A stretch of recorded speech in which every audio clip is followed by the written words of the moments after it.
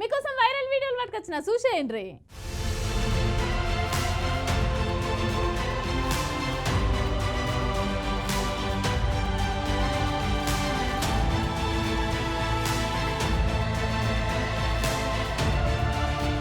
KCR sir అలా farm house కాడ meeting పెట్టి అలా పార్టీలతో ఇక మనం పబ్లిక్ లకు పోదాం గట్టి కొడదాం అని అనే కదా.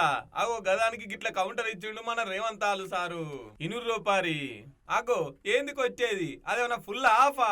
ఒకవేళ కొట్టాలనుకుంటే మీ కొడుకును మీ అల్లుడిని మీ బిడ్డను తర్వాత మీ సడకుని కొడుకును కొట్టు గాని ఏంది నువ్వు కొట్టేదానా పట్టిండు రేవంత్ ఆలు సారు. ఇక కేసీఆర్ సారు బయటకు వస్తుండు, ఇప్పుడు బయటకు వస్తాడు అప్పుడు బయటకు వస్తాడని పుకార్లు వస్తుండే కదా.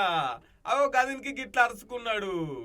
నిన్న మన ఆయన అన్నాడు కేసీఆర్ గారు, నేను కొడితే గట్టి కొడతాను. నేమన్నా చెప్పిన అయ్యా ఏందయ్యా కొట్టనికి అదేమన్నా ఫుల్లా ఆఫా గట్టి కొట్టనికి అని అడిగిన. చంద్రశేఖరరావు గారు ఈ వేదిక మీద నుంచి చెప్తున్నా, నీ గట్టి కొట్టాలంటే నీ కొడుకును వంగబెట్టి కొట్టు.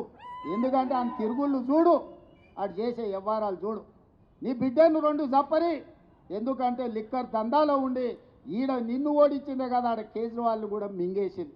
నీ అల్లుడు భూదందాలు సప్పరి, నీ అల్లుని పట్టుకొని నాలుగు గట్టిగా కొట్టు, వాళ్ళను కొడుకుని కొట్టు, అల్లుని కొట్టు, బిడ్డను కొట్టు, సడ్డకుని కొడుకుని కొట్టు, గట్టి కాదు కట్టె తీసుకొని కొట్టు.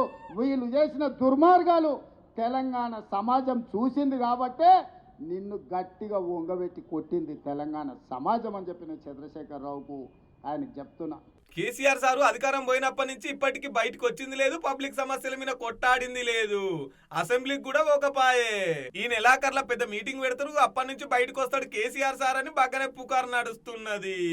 నువ్వు ముఖ్యమంత్రిగా ఉన్నప్పుడే మా యువజన కాంగ్రెస్ పార్టీ వాళ్ళు చిత్తొడగొచ్చిర్రు, ఇక ఇప్పుడు నువ్వు బయటకు వచ్చి వేసేదేముంది అన్నాడు గాంధీ భవన్ లా యువజన మీటింగ్ లా రేవంత్ సారు.